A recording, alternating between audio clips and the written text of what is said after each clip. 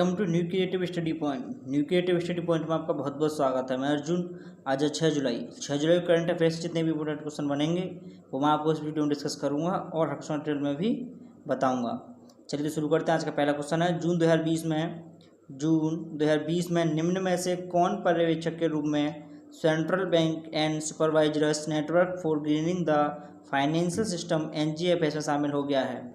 तो कौन हुआ है? ये हुआ है ADB, एशियन डेवलपमेंट बैंक। क्या? Asian development bank. 23 जून 2020 को पर्यवेक्षक के रूप में central bank and supervisors network for grinning the financial system NGFS में शामिल हो गया है।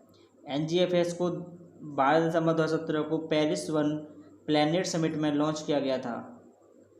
ADB का मुख्यालय कहाँ पे है? ADB का मुख्यालय है मांडलुआंग, फिलीपींस। कहाँ पे? मांडलुआंग, फिलीपींस।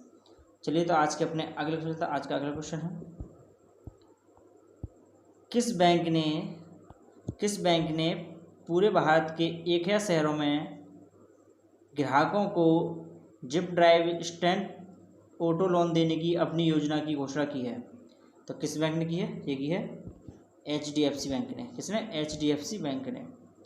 HDFC बैंक ने भारत के 1000 शहरों में ग्राहकों को zip drive instant auto loan देने की अपनी योजना की घोषणा की है। यह पेशकश भारत भर में Tier 2 और 3 शहरों तक पहुंचाई जा रही है, जैसे आंध्र प्रदेश में भीमाराव, उत्तर प्रदेश में हरदोई, केरल में थालासेरियाद। HDFC का मुख्यालय कहाँ पे है? तो इसका मुख्यालय है मुंबई में। कहाँ पे? मुंबई में। चलिए तो आज के अपने अगले क्वेश्चन चलते हैं। आज का अगला क्वेश्चन है क्वेश्चन नंबर 3। मार्च 2020 तक भारत का वाम ऋण 558.5 बिलियन तक बढ़ गया, जो वर्ष दर वर्ष आधार पर कितना प्रतिशत है? यह है 2.8%। कितना? 2.8%। मार्च 2020 तक भारत का वाम ऋण सालाना आधार पर 2.8% बढ़कर 58.5 बिलियन डॉलर हो गया, जबकि इसका चालू खाता अधिशेष 0.6 बिलियन डॉलर हो गया है। यह जानकारी RBI द्वारा जारी की गई। किसके द्वारा जारी की गई? RBI द्वारा। चलिए तो आज के अपने अगले क्वेश्चन। आज का अगला क्वेश्चन है क्वेश्चन नंबर 4। जुलाई 2020 में अपने मानवीय प्रयासों के लिए डायना पुरस्कार से किसे मान्यता मिली है? तो किसे मान्यता मिली है? ये मिली है फ्रिया ठकराल। किसे? Freya Thakral. The British school नई दिल्ली की छात्रा फ्रिया ठकराल को उनके मानवीय प्रयासों के लिए डायना पुरस्कार से मान्यता दी गई है। 1 जुलाई 2020 को राजकुमारी डायना के जन्मदिन पर उन्हें रोल ऑफ ऑनर में जोड़ा गया। वेल्स की राजकुमारी डायना की याद में स्थापित इस पुरस्कार को इसी नाम के चैरिटी द्वारा दिया गया है और इसमें द ड्यूक ऑफ कैम्ब्रिज और द ड्यूक ऑफ सेसेक्स का समर्थन है। चलिए तो आज के अपने अगले क्वेश्चन है क्वेश्चन नंबर 5। दिल्ली सरकार 26 जुलाई 2020 तक पूरे शहर में कितने पौधे, पेड़ और झाड़ियां लगाने का अभियान शुरू करने के लिए तैयार है? तो कितने लगाने के लिए तैयार है? यह है 31 लाख। कितने? 31 लाख। दिल्ली सरकार 26 जुलाई 2020 तक पूरे शहर में 31 लाख पौधे, पेड़ और झाड़ियां लगाने का अभियान शुरू करने के लिए तैयार है। यह महत्व रखता है क्योंकि राष्ट्रीय राजधानी में पूरे वर्ष उच्च स्तर का वायु प्रदूषण रहता है। सरकार 10 जुलाई से 26 जुलाई तक एक अभियान शुरू करेगी जिसके दौरान 31 लाख पौधे लगाए जाएंगे। कितने? 31 लाख। अभियान कब शुरू हुआ? 10 जुलाई से 26 जुलाई, 16 दिन ये अभियान चलेगा। चलिए तो आज के अपने अगले क्वेश्चन है क्वेश्चन नंबर 6। अंतर्राष्ट्रीय बौद्ध परिसंघ IBC ने किस दिन आषाढ़ पूर्णिमा को धर्मचक्र दिवस के रूप में मनाया? तो किस दिन मनाया था? ये मनाया गया था, इन्होंने मनाया था 4 जुलाई को। कब मनाया? 4 जुलाई को। संस्कृति मंत्रालय के तत्वाधान में अंतर्राष्ट्रीय बौद्ध परिसंघ IBC ने 4 जुलाई को आषाढ़ पूर्णिमा को धर्मचक्र दिवस के रूप में मनाया। यह दिन बुद्ध के प्रथम उपदेश को उनके पहले 5 तपस्वी शिष्यों को हिरणपार, ऋषिपटना, वर्तमान में वाराणसी के समीप, सारनाथ UP के निकट स्थित सारनाथ में स्मरण करता है। मंगोलिया के राष्ट्रपति द्वारा एक विशेष संबोधन भी पढ़ा गया। कहाँ के राष्ट्रीय क्वेश्चन पूछ सकता है, कहाँ के राष्ट्र द्वारा एक विशेष संबोधन पढ़ा गया? तो कहाँ के थे? मंगोलिया के। कहाँ के? मंगोलिया के। चलिए तो आज के अपने अगले क्वेश्चन, आज अगला क्वेश्चन है क्वेश्चन नंबर 7। जुलाई 2020 में किसने good clinical practice guidelines handbook जारी की है? तो ये किसने की है? ये की है डॉक्टर हर्षवर्धन। किसने? डॉक्टर हर्षवर्धन। केंद्रीय स्वास्थ्य और परिवार कल्याण मंत्री डॉक्टर हर्षवर्धन ने good clinical practice guidelines handbook जारी की है। उन्होंने National Board of Examination (NBA) के लिए prospectus for fellowship programme for international students (FPIS) भी जारी किया है। यह अभ्यास डॉक्टरों और रोगियों की सुरक्षा के लिए समान है।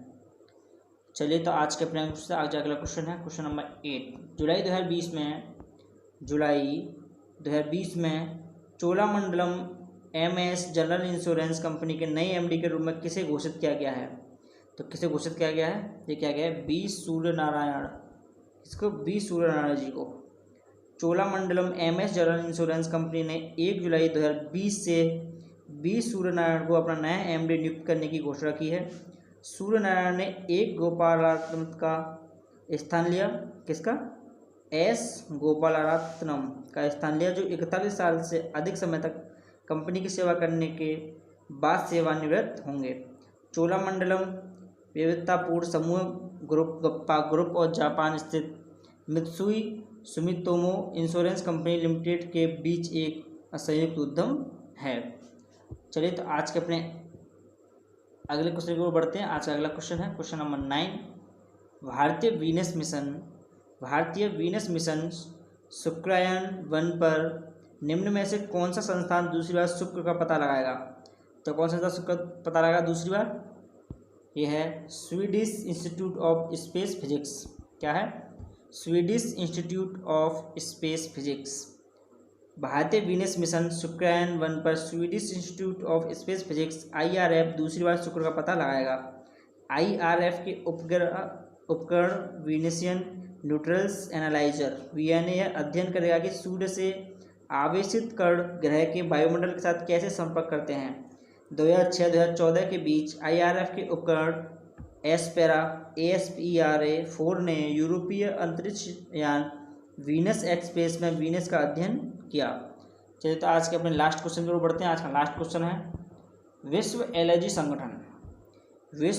संगठन द्वारा विश्व एलर्जी सप्ताह 2020 का विषय क्या था?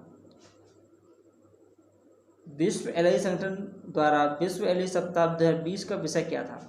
तो इसका विषय था एलर्जी देखभाल कोविड-19 के साथ समाप्त नहीं होती है।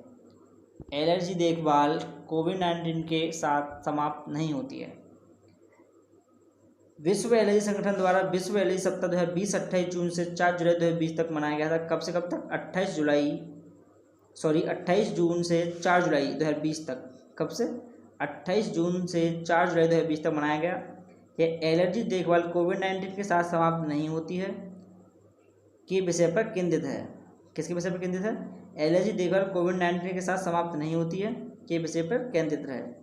विश्व एलर्जी संगठन WHO एक अंतर्राष्ट्रीय संगठन है जिसके सदस्यों में दुनिया भर के 103 क्षेत्रीय और राष्ट्रीय एलर्जी और नैदानिक इम्यूनोलॉजी समाज शामिल हैं। चलिए तो मिलते हैं कल अपनी नई कंटेंट के साथ। तब तक के लिए thank you so much and all the very best.